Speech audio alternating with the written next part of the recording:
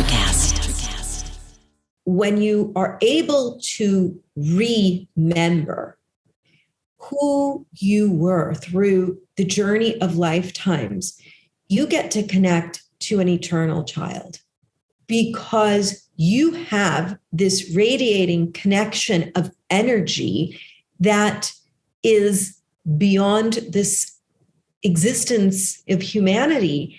And we don't know. So we can play with embracing and getting to know that ethereal child that is with us and never abandons us. It is only us that abandons that child. And that child can take us much further than this lifetime. Welcome, beautiful beings, to season 2 of the Cosmic Love Antenna podcast with your host, Harrison Ma. This podcast sets the loving intention of creating the mystical space needed to pull back the layers restricting health, alignment, and love. Now let's walk you home to your cosmic spiritual heart space. Today, I'm excited to get into that love word in a new and exciting way, as if we would talk about anything else on this show. But before I get to the beautiful woman, the beautiful soul that I get to have a conversation with here today, I just want to welcome back all the beautiful listeners tuning in weekly. I see you, I feel you, I appreciate you. Thank you for giving us your time, your attention today. Remember that a way that you can support the show and get this out to more souls who might need it is share this out with your friends, your family members, your partners. And if you get any specific gems today, which I know you will, you can leave it in your reviews, feedback, and comments over on Apple and Spotify, and that also helps the show. But with that preamble, that foundation set, I want to introduce the beautiful Claudia de Llano today. She is a powerful soul in her own right. Her background in this 3D reality is a marriage and family therapist. She is a speaker, a writer, a meditation guide, and a healer of the heart. That last beautiful label really gets me. We're going to talk today about her beautiful book, but we're going to go much deeper than what the book really speaks about. We're going to use it as the foundation, the 7 destinies of love. We're going to talk about what it means to break free of the psychological models that sometimes bind that love concept. We want to talk a little bit about different processes of the love model, the loving inner child, old and new spiritual love, and so much more. Claudia, welcome to the Cosmic Love Antenna. Oh, thank you so much for having me. Pleasure to be here this early morning. Yeah, we were just talking before we started recording how it can be challenging, I think, starting to speak in the morning. But I think with topics like this, it's a nice little balance that can ease us into it, right? So, Claudia, I think a really good place to start with this chat. I got to know you a little bit when we had a pre-chat before this conversation, and learning a bit about your story really opened my heart to the work that you're doing in the world. So I'd love to give you the opportunity to share a little bit about that story, but specifically what really jumped out to me and what I think will hit the hearts of people listening is, your awakening experience that happened in Australia, right? The process and the story that you shared with me around, coming back to a deeper understanding of what you are in many ways. So I'm wondering if you could speak to that as we get started here. Sure. It's hard to know where to begin, right? Where does your awakening actually begin? But in brief, I was a publicist after college. I worked in entertainment PR. And that was my way of making it out into the world and supporting myself economically and trying to find my way. And I loved it. But what I loved was the representation of the people that I was with a lot less than I liked the work. They stayed with me for years, and I questioned sometimes why. And mostly, I think we had a connection of trust. I cared very deeply about my clients and the people I represented. And it dawned on me that I needed to ask myself what I really wanted to do. And it required going back to school and leaving that career and everything I'd built and my ego had built around. Can I ask about that, Claudia? What was that? Yeah. What was that like? Was that difficult? Was that difficult to move through those ego personas that often they bind us so deeply? Was there a lot of resistance there? There was a lot of fear, and that was part of the resistance. It wasn't so much, the quote unquote glamour, because that glamour was rather confusing, but I got to go on planes and trains and red carpets and, parties. And, I grew up in Los Angeles. So in a Los Angeles world in your 20s, you've made it in a way at that point. And if you decide to turn around with, $500 in your bank and credit card debt and not knowing how to make it to the next stop and say, I think I'm going to quit.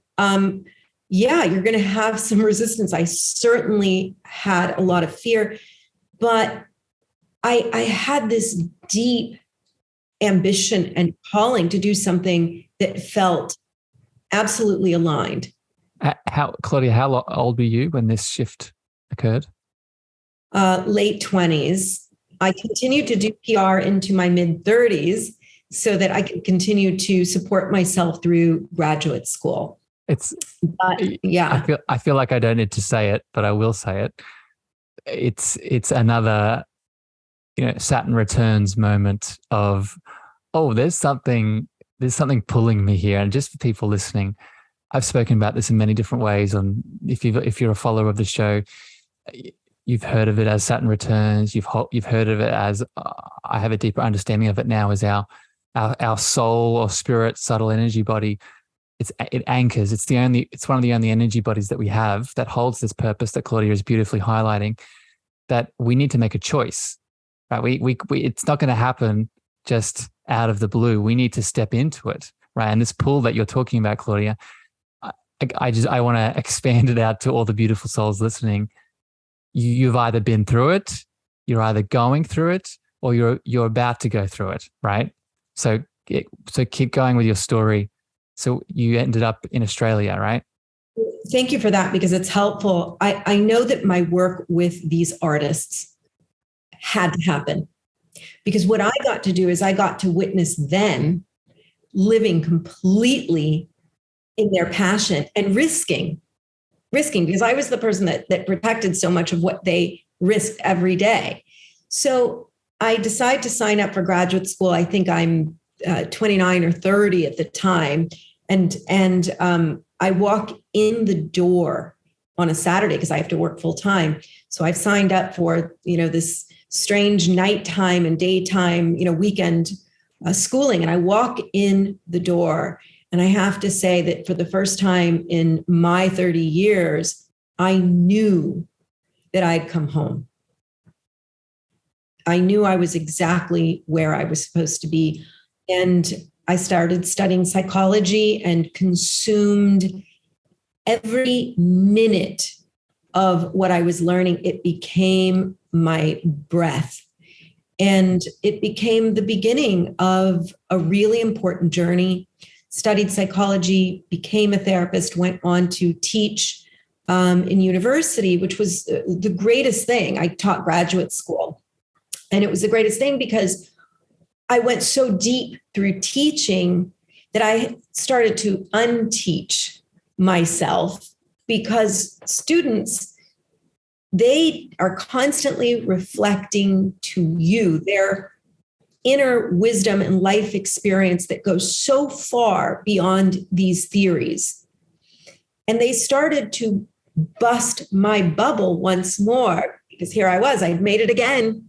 It's second career. I'm actually teaching this. And this was my dream. And I get to talk about this morning, noon, and night. And they bust this bubble once more. And I realized these are just theories. They're frameworks, and they're beautiful. They're beautiful, but they're not enough. Yeah. For me. And to jump in here, Claudia, we're going to get to this a bit later because I want to ask a question about this.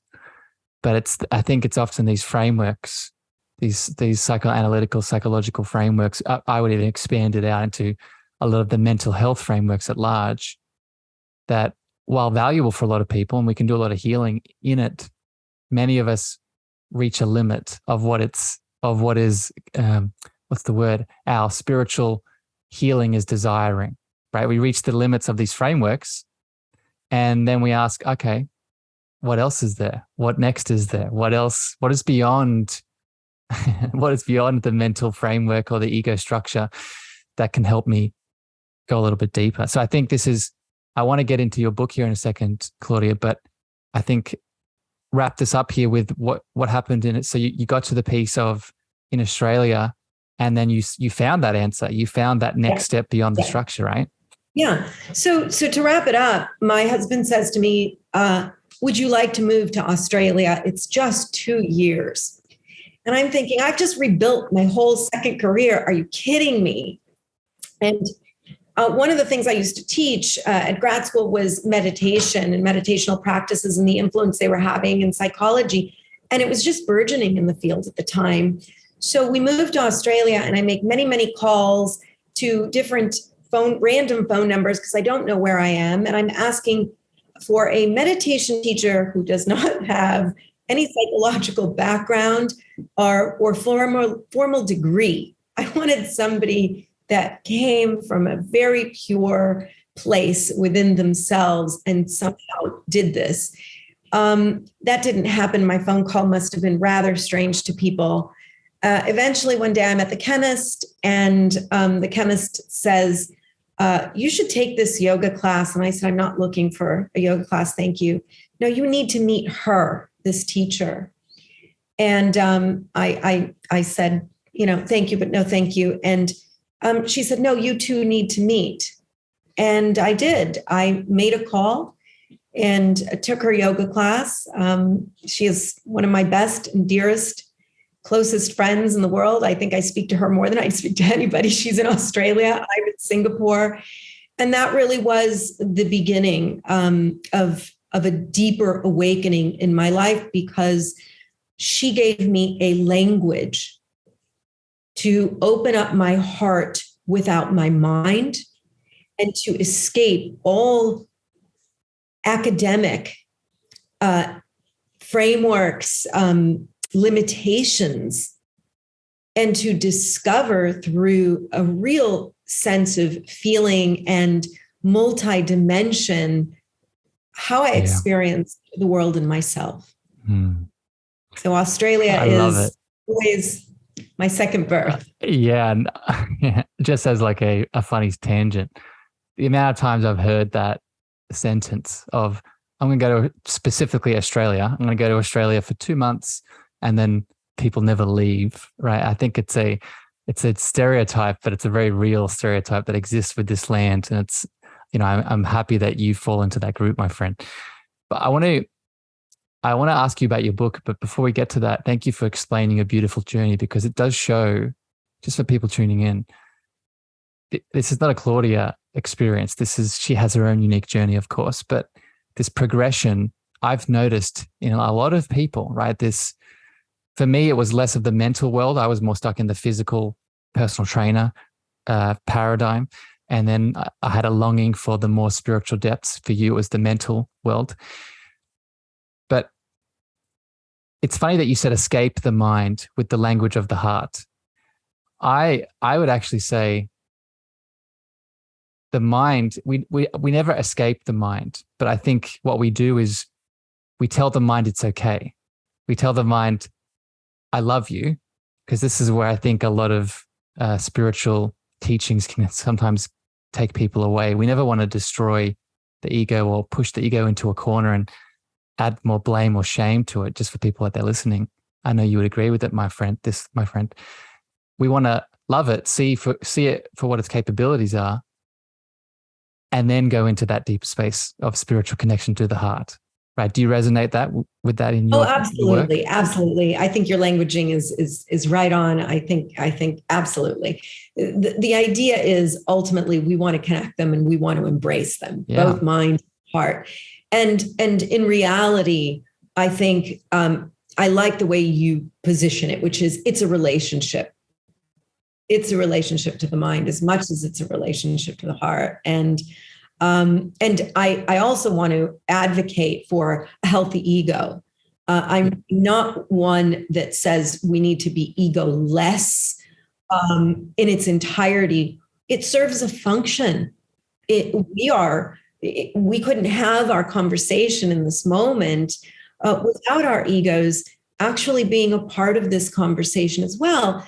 But what that ego becomes when it's nurtured from the space of love is a very different being than when it's nurtured without that essence. Yeah, that's so, I just want people to hear that, underline that, right? Another way of describing this, I would add on to what you're saying here is, I've said many times on the show at the moment, I'm in a mystery school, and part of my mystery school that I'm learning is activating my channel to higher frequencies and higher self and all the things. And we are all a channel, and we're all channeling all the time, channeling through the ego. But the question is, which we're not asking, is what are we channeling? Most of us are channeling our wounds. Most of us are channeling our wounded inner child, or at the parts of us that are our mum, our dad, the media, the news, all the negativity that we don't want. We're channeling that through the ego, and then we say, "Oh, let's kill the ego." No, let's ask the question: what is the thing that's being channeled through it, and can we channel something else? Right, Claudia, I think this is a good transition into your book. And I would highly encourage, I'm going to put it in the show notes. We're not going to break down it fully. This is for us to hear more about Claudia and her beautiful love, but this book is an example of her love. And if people want to check it out, it'll be in the show notes. But Claudia, your book is called The 7 Destinies of Love. And I'm wondering if you can give us a quick overview of what those destinies are, and then we'll go a little bit deeper from there. Okay. So it's 7 different stages that we go through from the time of birth. And it's actually beyond that. I really think from the time of entering the womb to the time we die. And it's a model for love. How do we love throughout our lives? Because what I found was that in psychology, we have models for grieving. We have models for growing up, our child stages. We even have so many different models for going through, things like divorce or what have you. But love is a little bit of a taboo word in the field of psychology.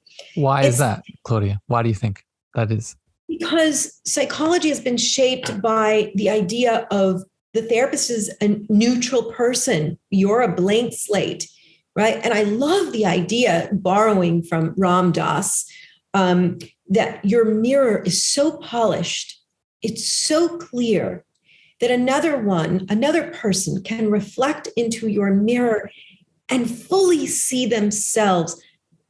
I live by this every day, but my mirror needs polishing all day, every day, in order to be in that loving state. So what was born in me was a set of steps, of stages throughout our life. And it's written linearly because that's the only way a book can be written. But the stages are not meant to be gone through linearly. They are meant to give us context for all the different ways in which we can work through different aspects of love in our life. And I don't want to give the whole book away, but ultimately, Claudia, it's beautiful, by the way. Sorry to interrupt you, but I think I'm just listening to you speak about that mirror and these stages, and I just want to underline, this is something we all need, right? This is not a Claudia thing. This is something that, I'm feeling it. Keep going. Thank you. And the ultimate idea is these stages are helping you to polish that mirror each step of the way. And you're going to go back through them. You're going to say, oh, these are parts that I identify with, and these are parts that I don't. And that's okay, because it's a model. So it's a reference that you can go back to. But what it's really driving readers toward is their own model, their own ways of learning to love and become that embodiment, not that dissolution, complete, I don't exist. It's I do exist and can experience dissolution into becoming that whole, complete, loving self. We could end the chat there, my friend. That's a beautiful little loving full stop. But we're not. We're going to go a little bit deeper because I think that's a powerful little springboard. I like how you made the clarification, or you defined and outlined the big and the small, right? The being the I'll use terminology here that maybe people can relate to, the big self and the small self, right? The big self is that delusion state, that we're getting lost in the oneness of what we are. And then the small self is, again, coming back to that ego separation persona, right? And I think this is another misconception, which I think, like you're highlighting with your book, is it's going to help a lot of people understand, is that it's not one or the other, right? We can be both, right? That's right. I'm a big fan, as I'm sure you are, of the Vedic worldview and the Vedic philosophies. And the Vedic meditative practices, they teach different stages of consciousness, right, that we can reach to, right? And whether it being connecting into that oneness in our internal space, feeling it internally, but then going deeper, the next stage beyond that is not just connecting into that state of ego dissolution and oneness within our, deeper meditative state, but it's then bringing it into the 3D world where we then interact with other people. Because coming back to love, and I would love your perspective on this, my friend. I think that would be one definition of love, right? It's sharing that oneness with another person, right? Because oneness in itself can't do that. It needs another. What are your thoughts on this? Oh, I love where you're going with it. I really do. It's at the end of the day, and I do talk about oneness and becoming the one, because I do believe that we can experience that we can join that oneness. But I also believe that there is a uniqueness to each person's journey, each person's birth, and each person's death. And that speaks to the Vedic knowledge that you're referring to, which is it's incredible to travel into this space of experiencing how you are one because you are connected to everyone and everything. And we can take that pretty deep, you and I mean, into the aliveness of every single, from inanimate to animate thing that exists. However, if you only stay in that space, you get to miss the one that is you. Why did you come into this separateness? There's purpose to it. It's not a bad thing. It's not an unenlightened thing. It's you got to get on this magic ride. So let's embody that. Let's feel into that. And above it all, let's love into that. Yeah. This is a big chunk of what we all miss, myself included. I'll throw in the trauma piece here, and then we'll switch to another topic. But within this loving conversation, right, there is the component of healing and moving through the smudges on the mirror, to use your analogy. What are those smudges? Many of those smudges are pain and soul fraction and challenges in our past that we've yet to integrate. But what we often don't talk about in that conversation is what you're saying here is we do the healing, but then we don't ask the question, what has that healing and now allowed me to unlock, right? Each time that we smudge that mirror and we get rid of that smudge, what's that saying? More of your light is now being able to be expressed with the world, not just through another person, but also when you just step into an environment, right? But we're not asking what that light is. We're doing the healing. We're cleaning the mirror. Then we're going straight to the next. We're going straight to the next smudge, right? Without To the reflecting. next wound. Yeah. Yeah. Listen, I catch myself doing it all the time. Yeah. I'd call it the superhero archetype, my friend. We've become the superhero.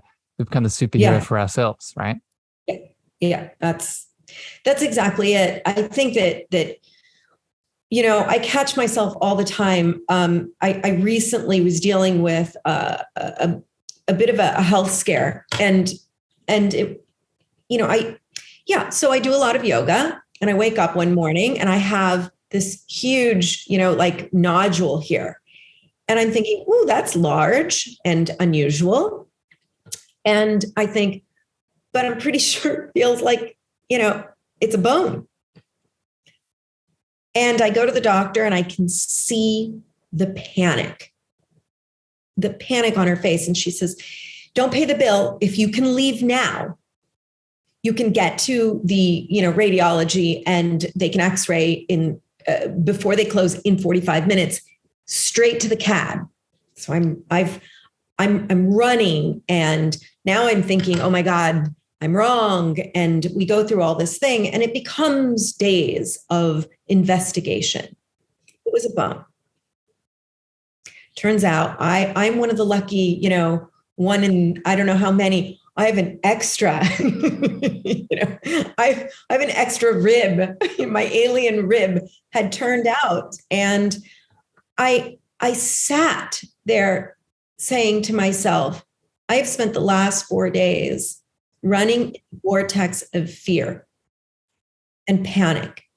Some of it felt like it was not mine. But if I am to take responsibility, because that's part of learning to love ourselves. Can you take responsibility for all the experiences that come into your life? Not in a blaming, shaming way. I am the one that can transform the experience way. And here it is that I can have this beautiful lesson, because it's an awakening. When you go through things, they are the next layer of saying, not on the surface, we can say, oh, Claudia, trust your intuition, because your intuition knew and your gut knew, and that's how attuned you are. That's all ego. And it's a little bit false, because, because the lesson came to me anyway. Yeah. Well, I'd say not only is it not ego, it's you remembering your power, right? So what you were just telling me then about terms of overcoming that fear, right? Moving through that and realizing that there's something more here. I think that's the thing that we're often not allowing ourselves to feel, is that power, because this is an illusion and a program itself, is that we're made to feel like we don't have that power, right? We're made to, if I haven't, just using your example, I have a nodule, I need to go to the person. I need to go to the thing. I need to go to the medicine. I need to go to the external thing, because if I don't, there could be no possible way that me, in my little self, could I work through this challenge, right? And if we think that, then it's us being egotistical. But I think that in itself is, again, it's another challenge we need to move through, because we are all power, right? Love, if we're talking about love today and these destinies of love, I think another misconception we need to break is that love is just softness. Love is just beingness. Love is just calmness and the fluffiness of it. Love is all those things, but love is also ferocious. Love is also power. Love is also change. And as you beautifully highlighted it, transmutation, right? So anyway, let's pause that there, because I want to ask you a question, Claudia, because I want to be mindful of your time. And I do want to hit on this, because I know you have so much knowledge with it. And it wouldn't be a show if I didn't bring up the inner child at some point. It wouldn't be my show if the inner child didn't come in. And this is, I think, definitely a big part of your 7 destinies of love. But the question I want to ask you is, due to your background from the psychological, psychoanalytical lens, the inner child is a big tool. It's a big healing modality. However, I think it's a perfect example of the limitations that we run into with what you were talking about, with the mental health structures within a child healing. It hits a ceiling, and there's more to the inner child from a spiritual lens that we can open ourselves to. So I'm wondering if you could speak to this, really, just to summarize, what is the difference between the inner child within the sort of mental health world and what is it once we start taking it into the more of this deeper loving space that you're talking about? First of all, what a fantastic question that I'm going to have to think through out loud as I answer. I have a conception of it in feeling. I'm not sure that I've ever articulated it quite this way. So I'll say that psychologically, the inner child is that young child that you grew up being and somewhere along the line left behind. You became two different people, the child and the adult. It's almost as if there weren't all of these elastic iterations of that child living all the way through your life. So we refer in psychology to that inner child as that part of you that gets cut off and remains for many, not all, but for many, in either a fantasy of pain or a fantasy for many of wonderful perfectness. Either way, in order to exist as an adult, that inner child, for some, not all, does not get integrated into the adult life. We don't speak and think of ourselves or to ourselves as a child in a childlike manner. So we become the adult. And then we have all these labels for the adult, the middle-aged adult, the single adult. Like we have all of these, and none of those are any longer the child. At a deeper level outside of psychology, my mind plays with the idea of the womb, the idea of the ancestral inheritance, who you were before that human embodiment. And I know that for many people, this can really, get into a very foo-foo, airy area. Not for this community, my friend. This is where we live. Keep going. It's where I live. Because if you don't know it because it hasn't been written and researched in a scientific way, it is a journey of reconnecting and remembering. And when you are able to remember who you were through the journey of lifetimes, you get to connect to an eternal child. And it's not just moving in one way or moving in the other way. This child is in a sphere of all experiences connected to all of life beyond this human experience, not because you've clearly been to Mars, because you have this radiating connection of energy that is beyond this existence of humanity. And we don't know. So we can play with embracing and getting to know that ethereal child that is with us and never abandons us. It is only us that abandons that child. And that child can take us much further than this lifetime. Let's let that sit for a second. So first of all, Claudia, for someone that was just expressing that in the moment, I don't think you could have answered that question in any more of an eloquent and beautiful way. I was just listening and receiving that. And I hope everyone tuning in really opened your heart to just feel that description. Because even if you are not there yet to understand everything that Claudia said, there was more in that description that was in the frequency of it rather than the words itself, right? Because I would say that energy that you talked about, that ethereal inner child lives in, what is that energy? I would say that energy is love, right? It is that Absolutely. love word that we've been talking about this whole chat, right? And it's, just as you were speaking, what bubbled up was I don't know about you in your work, my friends, but in the work I've done with inner child, that is such a consistent, I don't know what you would call it, scenario, that once we go through the inner child healing and we breach into the spiritual dynamic of it, which you just highlighted so beautifully, we don't find a little inner child that's crying in a corner or has a broken leg or needs to be covered in a blanket. No, it's this majestic, powerful, eternal, radiant power that we've, like you said, we've been this entire time, right? The inner child is just one avenue of the expression of this divinity and power that we are, right? But if we can bring it into, again, using your words, the smudges on the mirror, then suddenly we realize not only are those smudges, I wouldn't say irrelevant, but we have the capability of moving through them, right? Because there's just so much behind us, right? I'm interested with the people that you work with or the people that you share this with. Do you share this in your practice? And if so, how do people take this as you start to help them lean into this understanding of the inner child?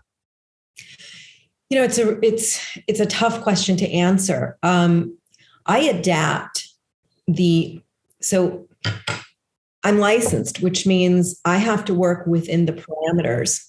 All right. I'm licensed in California, so I have to work within the parameters of certain frameworks. But part of that parameter is, am I improving your relationships? And that can be your relationship to self, your relationship to your inner child. It's a very open definition. So what I have done throughout the years, and I think you won't be surprised by my answer. What I've done throughout the years is I have adapted, and that was the beauty of getting to teach for so many years, so many different theories that I got to learn so many. I adapt the theory according to the client's needs. But then we step out of the theory, because this is why I wrote a book about love, because what am I really doing in that room? What am I really doing? Why are people's lives transforming? We were taught as clinicians often, you cannot go further than your client cannot go further than you have been yourself. Well, I'm here to tell you that's not true.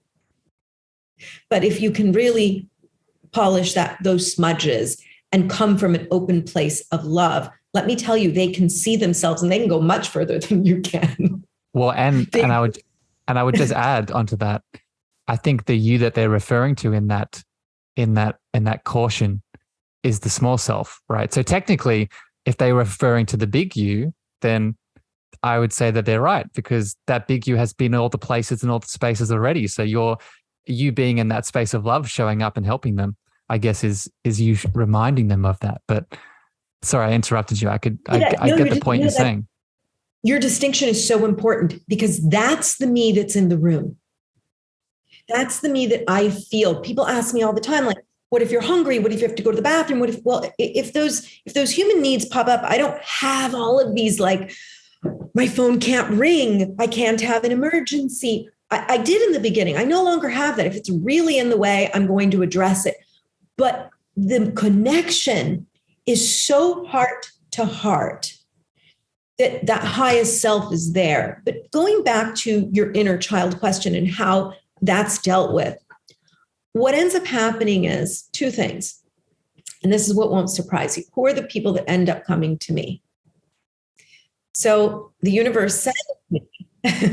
The universe sends me people who want to talk about spirituality, not because they have it, or maybe because they do, but they are open to a bigger conversation about their experiences in a way that is safe, in a way that is bigger. So I get to look at their relationships, including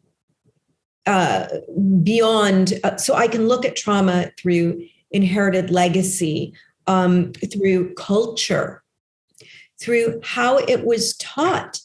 And I'm Latina, so I specialized the first 5 years in only doing therapy in Spanish. So I got to speak from people from many different countries. And I wasn't afraid to say, okay, when that spirit spoke to you, tell me what that spirit said. I wasn't afraid to have that conversation. It wasn't out of a norm, and it wasn't diagnostic for me. It allowed that child to speak. And I think this is a symptom of something bigger that's happening. So let's go to that. But I just want to say thank you for that explanation, my friend, because I think there are probably other mental health professionals listening to this show, and they're afraid to do these things because of those frameworks, right? Because of those structures and those systems at play. And I think what you're saying here is you're not breaking anything down. You're not breaking any rules, right? You're being you with the people that are ready to receive you, right? And that's perfectly fine. But I want to shift here now, because as I'm listening to this about you with adding in this spiritual dynamic to this, the mental health challenges and the things we've talked about today, and the destinies of love that you talk about in the book. To me, this is I feel there's a collective shift happening. There's a collective shift happening with, just from what I've seen on this podcast, with the people that I've interviewed, you being one of them. There's just, everyone is literally taking this journey from the head to the heart. I think the journey's been happening for a while, but I think we're all we're ready to do the work in the heart space. So my question here, well, first of all, let me ask you, does this resonate, my friend? Have you noticed this collective shift happening? Absolutely. I think the socio-political structures are changing, bottom line. And as they change, we begin to look at where our source, our fountain of connection comes from. And many people are finding it through different structures than the ones that were previously provided. Yeah. And this leads into the question here. And this is more the spiritual side of things now. I think old spirituality was focused in on metaphysics and still looking at the spiritual world through the mind, right? Which is nothing wrong with it. That's really how I got into this world. But I would define the shift into the new spirituality is the spirituality through the heart, right? Spirituality, and not just through the heart, but I'm going to throw two other words here and we can talk about this. Spirituality through the body, right? Actually, the somatic connection of the body and feeling, and then coinciding with that, spirituality, not just through energy, but through frequency, right? Through the sharing, because how does the heart speak, right? We know now through the Heart Math Institute and all the beautiful work that's being done that the heart has an electromagnetic frequency field that we pick up, right? Yes. So yes. What are your comments on this, my friend? What are your thoughts on this shift? Just a simple question. Yeah, I was going to say, I don't know which part I'm answering, but just one thing in terms of that electromagnetic frequency. Yeah. What I want to say is we're just scratching the surface. And when we scratch the surface, this is how I think of it. And this is important to our spiritual development. I think of the first telescopes that only allowed us to see certain planets, certain galaxies. And then what we call evolution comes a bigger telescope. And we say, oh, maybe we were wrong. And there are galaxies beyond those galaxies. So we're only scratching the surface on the electromagnetic frequencies of the heart. We're only beginning to understand how we can connect, you and I, from Singapore to Australia, because, right? How did I find you or you found me so that we're here in this moment? Well, between you and I, there's no question that electromagnetic frequency came on to the same line and connected. And here we are.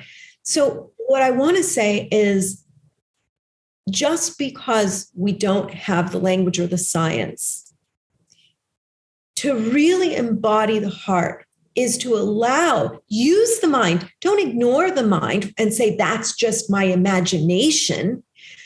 You were given it to feel. Use that mind to feel and allow that frequency to travel. If you allow it to travel, you will see and feel that this cosmic shift is happening not around you, but through you. So we want to be in that heart space so that what we are emitting and how those frequencies are connecting are not only coming from a place of love, but from a place of peace, from a place of harmony. Question for you that I get a lot here on the show. But before I get to that, I just want to, because I can feel, speaking of the frequency, I can feel all the listeners tuning in. And for people that have listened to the show, I get this all the time here. I'll send the episodes out, and maybe you'll find this interesting, Claudia. I send these episodes out to newsletters and my community and social media.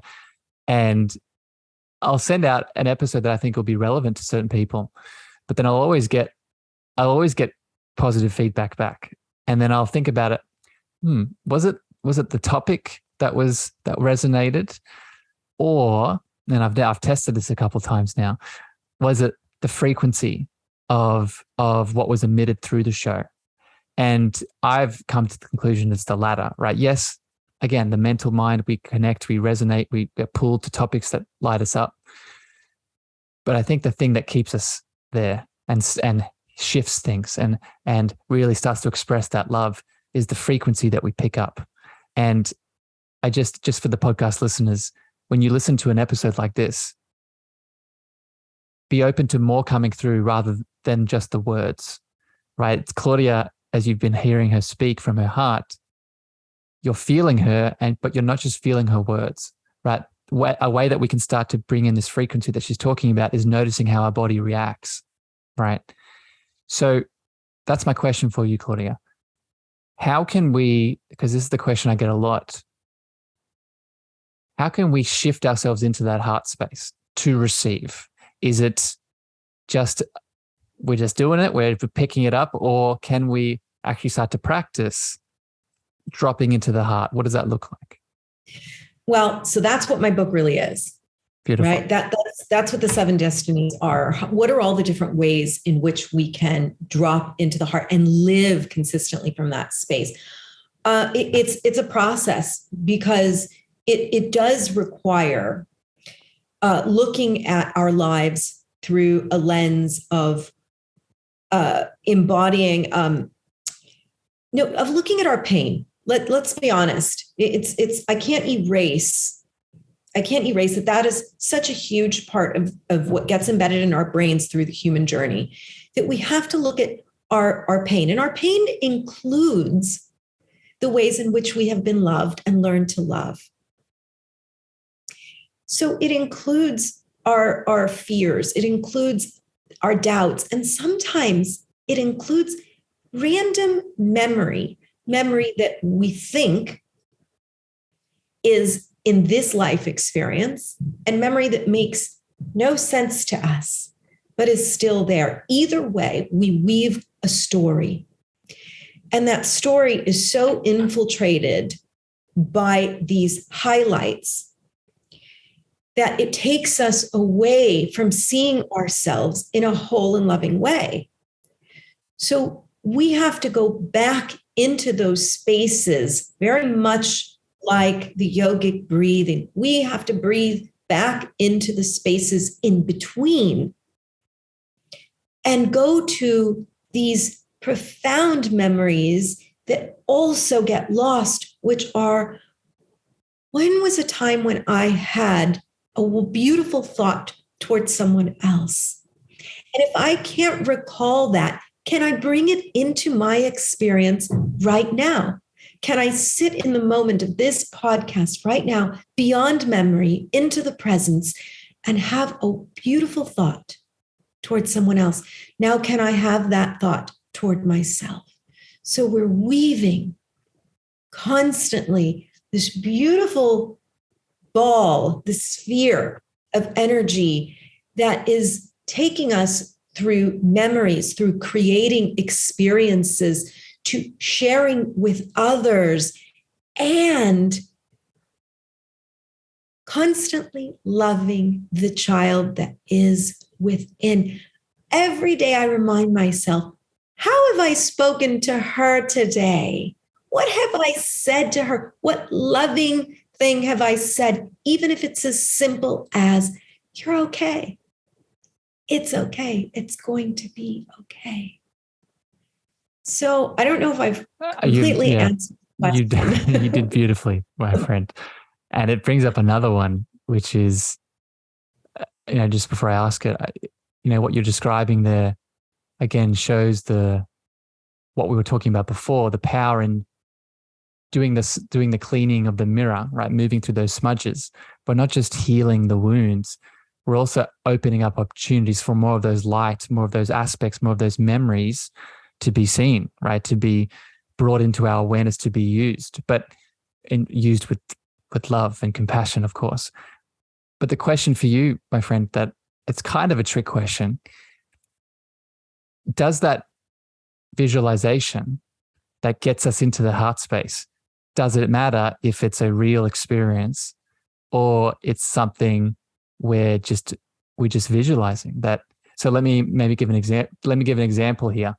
So I've done very real sort of past life work, right? And gone through past life experiences and healed and brought back some of those memories and gifts and healed some of that past life trauma.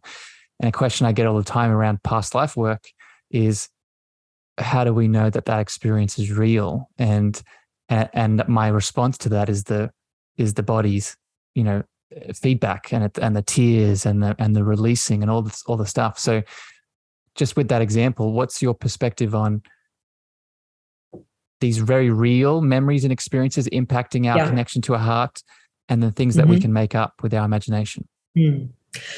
Okay, so I have two answers for that, and I'll give you the one that comes to me first, which is, does it matter if it's real?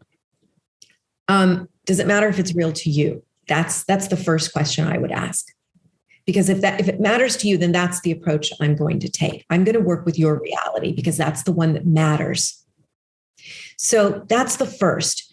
For someone like you or me, that's not the approach that we would take. That's my second answer, because we have stepped into the place of trust. Love is profound trust. It doesn't mean that we've got it figured out. It doesn't mean that we can write. Well, maybe we can write, but in order to have this conversation, there needs to be a certain element of trust. Trust with, you have no idea what's really going to go down, but you're going to trust that you're coming from that highest place within yourself that is radiating in a space of love, of wanting to be that, of wanting to always be in that. So for that person, the visualization does not matter, because is it real? Is it not real? Whatever experience presents itself to me is what's needed. That's correct. But if that's too far, what I really want people to know, and it feels too uncomfortable, you don't have to go that way. What are all the different ways to get here? Oh my gosh, there are so many. Yes, I can say chant, meditate, do the singing bowls. I do all of that fun because that's my child's play. Give me an oracle card and I will hold it back because it is a mirror. But that's okay if that's not who you are. It's in tennis. It's in a walk. It's anywhere you look in your reality that you are willing to say, what parts of me do not trust? What parts of me want to learn to trust? What parts of me hurt? What parts of me smile and laugh and joy? Play with that reality so that you can decide if your boundaries are ready or need to expand. They may not. They may not need to. That's something I want to respect for each and every person, that spirituality can truly be the experience that you define. Yeah. I love it, my friend. And it goes back to what we were talking about with the Vedic worldview, right? That there is no, like, the reason that makes sense with what you're describing is that through the Vedic perspective, there is no objective outside reality. There is just the reality that you're internally creating and then the lens you're looking through. So that's why that resonates, because it's not, this goes back to this desire that I think we all have within our healing experience to do all the things. And if we're not doing all the things, then we mustn't be making progress. And in reality, we don't need to be doing all the things. We just need to do that one little step that you just beautifully highlighted that's in front of us. And that step could be just the awareness of, what do I actually need right now? What is it? Asking that question. That's the one step, right? And then moving from there. Yes. Yes. Claudia, I really appreciate you spending your morning with me. And I've really enjoyed this loving conversation. This has been the quickest hour of my life because we've gone to a space and place where time doesn't exist. So that makes sense. I would love to give you the space now for people that have resonated with your voice, with your love, with your frequency that you've emitted today. What would you like to share with them? Do you want to give more details about your book? How can people get in touch with you if they would want to do more, if they want to be in more of Claudia's energy? Oh, thank you. Thank you so much. The very first thing I want to say is thank you to you. You know this, but your listeners do not. Part of putting this book out is very difficult for me because my ego has been in the academic world. And this is a psycho-spiritual look at life. And if you're looking to expand that spiritual point of view through the space of the heart, that's what my book is intended to do. But it's bringing me to people like you. And it's bringing me to ask for loving moments like this from people like you so that I can share my message, which brings me to a point that I really want to talk about. It's the fact that I didn't want to ask you for this time. And yet I felt completely compelled to ask you for this time. So I had to step into that higher self that said, this person, trust, love, come from that place of heart. This person has a resonance and a message that matters. Not my message, yours. That was the message that I was interested in this moment. It's not my book. I wanted that connection to you because I could feel it across the lines. So I want to say we are really confusing a lot of people by saying all that you need to know is within. Mm-hmm. But what's within my reality today is this moment with you. Mm-hmm. So when we search within, remember, if you're listening to this podcast, we are within. And you can reach out to anyone because if they have come to your mind, they are within. You are not alone. Reach out, speak out, ask to be loved so you can be loved. To find me, if you want to know more about me, my website is theawakenedjourney.com. And there's quite a bit about me. My book comes out February 2nd. It will be on Amazon and some of the other online places. But you can send me a message if you're interested in more or pre-order. If only we could do all promotion like you just did, my friend. I think we'd live in a very different world. That was beautiful. Well done. I was just receiving all of that. It's funny, as you were talking, about that step that you took to reach out to me, it made me think about, and I hope it did this for the listeners, how many choices how many choices in our life are we not leaning into? Right? How many choices am I not reaching out to that person because the ego, based off its stories and beliefs, saying, don't do it because this is going to happen. But how many of those opportunities is not only is that an illusion, but if I did lean into that, there is this beautiful abundance of love and opportunity and connection and, all the things that we've experienced today waiting for that. Right. So I just say you inspired me, my friend, just by you sharing that. And today I'm going to go through some DMs and just and reach out to some people that the mind said I shouldn't. Claudia, I will put all the show notes to your book and the links just for people listening. It'll all be in the show notes, so you can go on your podcast player, click those links. My final question for you today, before I let you go into your day with love, is it almost feels redundant because we've talked about it a lot today, but I do want to see if you can maybe answer it in a concise way, just so we can maybe leave with something here.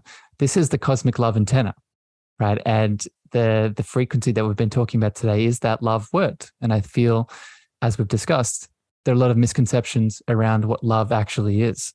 So I'm wondering if you could define for people, what's your definition for love?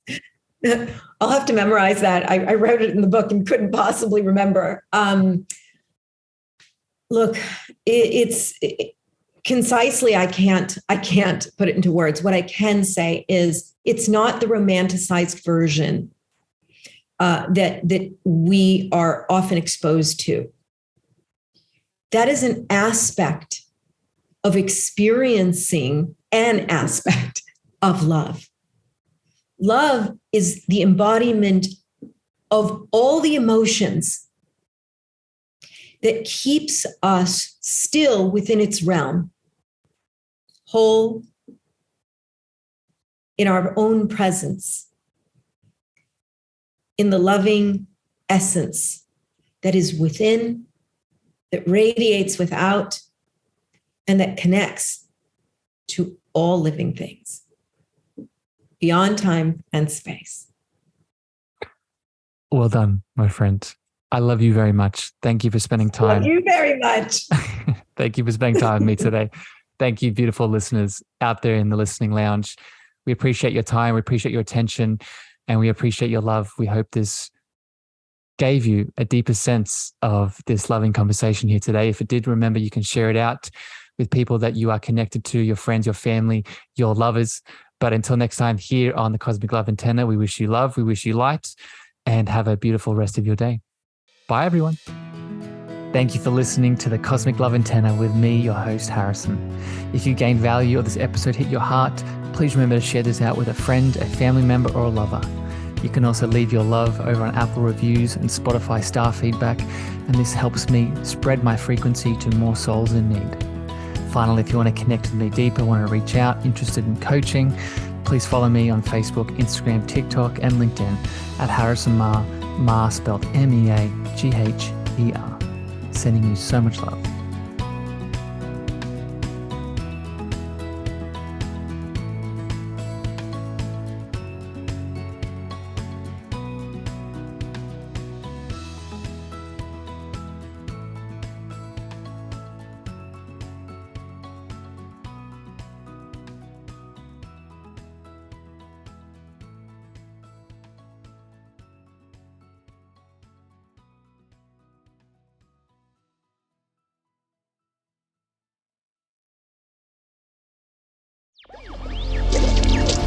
Electric acid.